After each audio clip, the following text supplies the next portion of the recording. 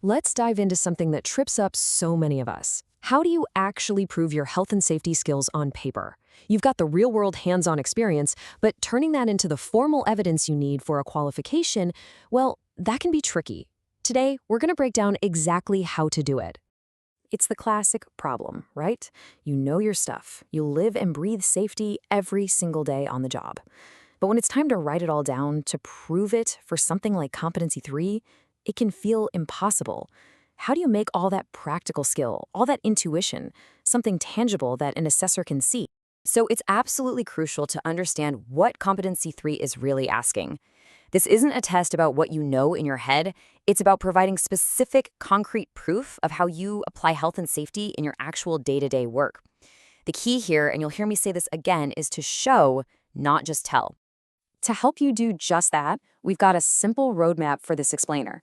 First, we'll nail down the core task. Then we'll look at 4 solid ways you can prove your skills. After that, we'll talk about the power of reflection. It's a game changer. And we'll wrap it all up with a clear action plan. Let's get into it. Okay, first up, let's get crystal clear on what's actually being asked of you. I mean, if you don't understand the mission, you can't possibly complete it, right? Pay really close attention to this wording. Specific evidence of the practical application. That phrase right there, that's your North Star.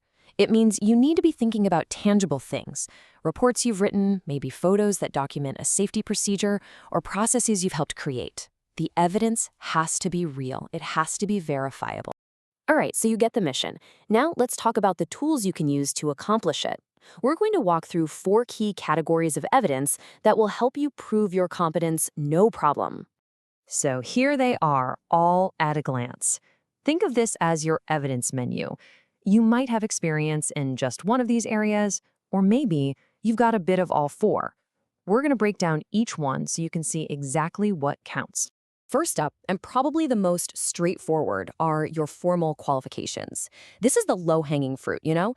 A first aid certificate, an industry-specific ticket, any nationally recognized credential.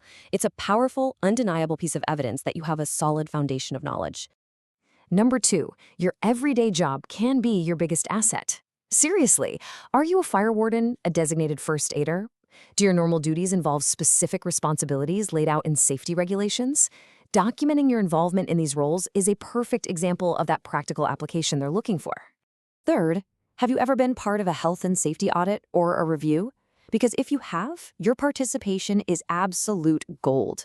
It shows you can critically analyze procedures, spot non-compliance, and actually contribute to making things better. It demonstrates you're proactive about safety, not just reactive.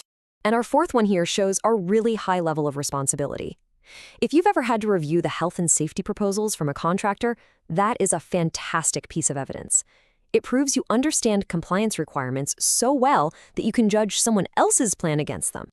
Okay, so you've identified some evidence you could use. But how do you connect all those pieces into a compelling story that screams, I am competent? Well, this is where we bring in your secret weapon, reflection.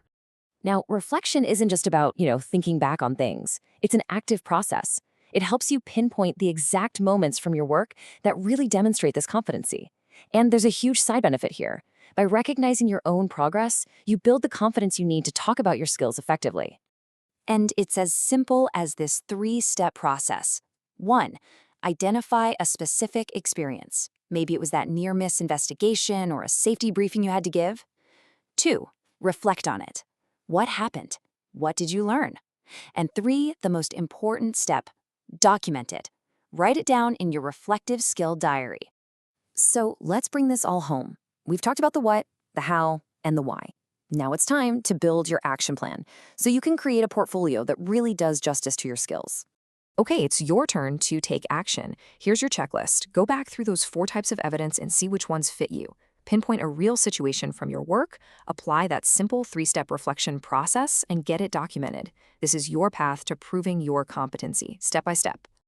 So I'm going to leave you with this final thought. Just take a moment right now and think about everything we've covered.